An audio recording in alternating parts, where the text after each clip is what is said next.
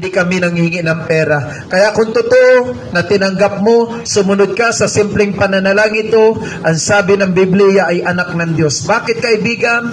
Makinig ka mga minamahal ko sa Panginoon, hindi po lahat ng tao ay anak ng Diyos. Sabi lang po yun ng relihiyon, anak ka ng Diyos. Pero kung basihan natin ang salita ng Diyos, ang sabi ng John 1:12, ang sino lamang sumampalataya at nagsitanggap sa Kanya ang binigyan ng karapatang maging anak ng Diyos. Kaya kung hindi mo tinanggap si Jesus, hindi ka sumampalataya kay Jesus, kanino kang anak. At hindi rin po lahat na nagsisimba ay ligtas na. Wala pong katotohanan. Sabi nila, pag umanib ka sa relihiyon nila, ligtas ka na. Kapatid, wala pong katotohanan. Kahit ang sabi ng Mateo 7:21, sabi ng salita ng Diyos sa banal na kasulatan, Mateo 7:21, hindi lahat ng tumatawag sa akin ay Panginoon, Panginoon ay maliligtas, kundi yaon lamang tumutupad sa kalooban ng Diyos.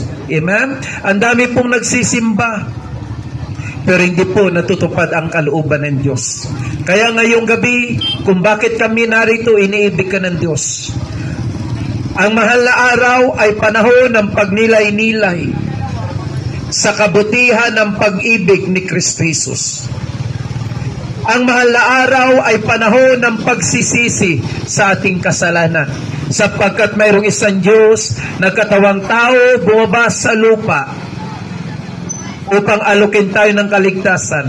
Siya po ang nag-ako ng ating kasalanan. Siya po ang tumubos sa ating kasalanan. At hindi po para maligtas ka at magkamit ng buhay na walang hanggan ay umanib sa isang reliyon. Hindi po. Ang totoo po, tanggapin po natin si Jesus bilang Panginoon at tagapagligtas ng ating buhay. Kaibigan, iniibig ka ng Diyos. Kaya namatay si Jesus, kaya bumaba sa lupa ang isang Diyos, nagkatawang tao sa pamagitan ni Kristo Jesus, iniibig ka niya. At ngayong gabi, ibigin mo rin ang Diyos. Maglaan ka ng oras sa Diyos. Maglaan ka ng panahon sa kapwa.